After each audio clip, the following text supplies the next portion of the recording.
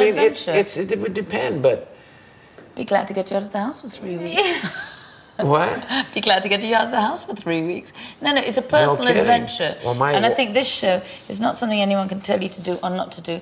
It has to be your own decision, and that's why the secrecy of this show is so good, because I think if you were talking to people about it before, or people would just tell you not to do it. That would be people's advice. Yeah. They would. They said, don't do it, don't do it.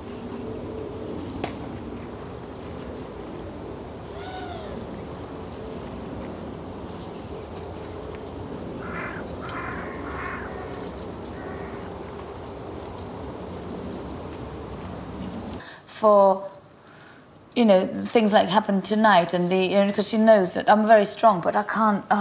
You know, I get very upset about things, but but not. She wasn't worried about.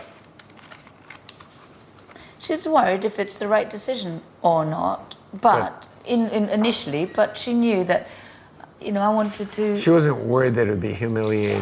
Yeah, and the press, and who knows what anyone writes? Who knows? I think today I feel that we're in here and everyone's left the country and forgotten about us. Do you know, that's how it feels. Well, that's what they want you to do, and then I know. Eventually, we all start walking around here naked because you get so familiar, and you go, it's like you're married, and everybody just kind of. And you think who cares? Yeah, who cares you about forget. a bunch of freaks They want you in to the house? forget. We're a lab experiment. Well, we are, though, and that's the whole what it thing. is. But from this experience, other people, I think, genuinely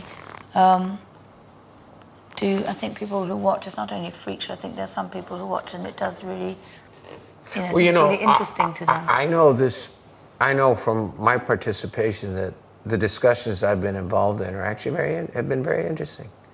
I've talked with Carol, I've talked politics, I've talked about things that are we had a little conversation right here at the end about family and stuff, you know. Yeah. Carol got a little heated when we were talking about men and women and all that.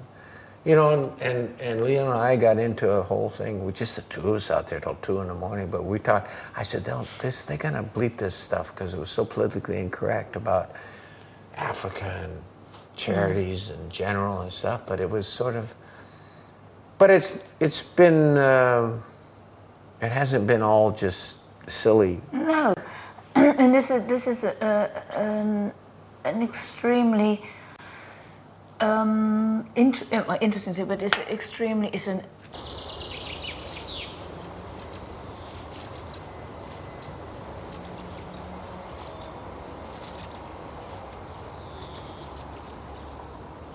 characters in a small world under the three pressure of living together, and I think politicians, I think people who are making decisions that really matter, you know, politically and otherwise, I think they watch this. I think they watch this as a real a boundary of what counts to people, what people want, and how they live and how they get on together. I mean, look at Shilpa. She's come from India, in a very different culture, a very different way of living.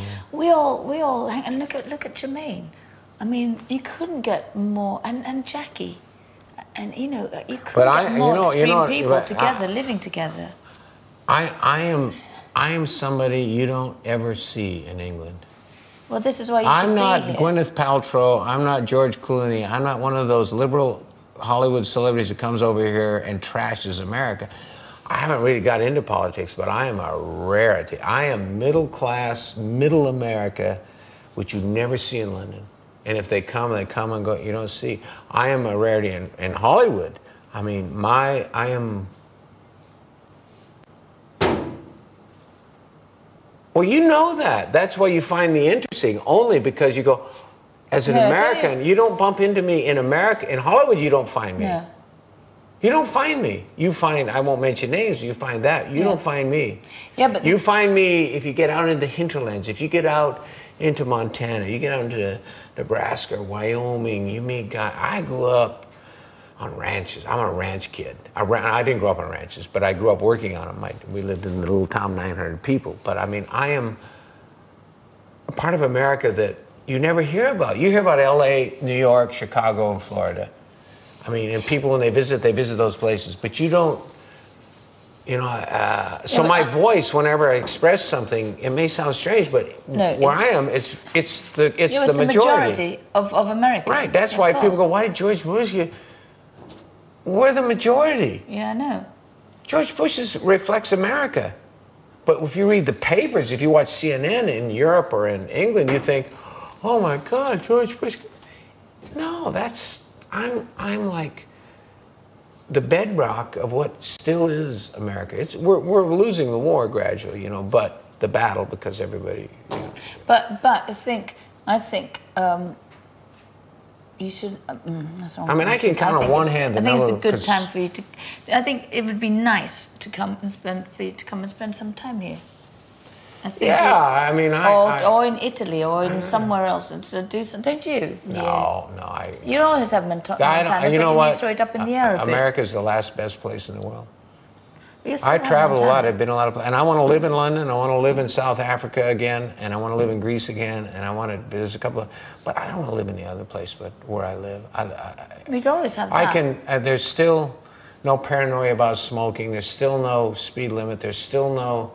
You got guns. We still go hunting. We still fish. It's free. People still judge you on your character, on whether you show up to work or not. There's no. It's still a. You know. But it's the tail end. I'm in the last best place.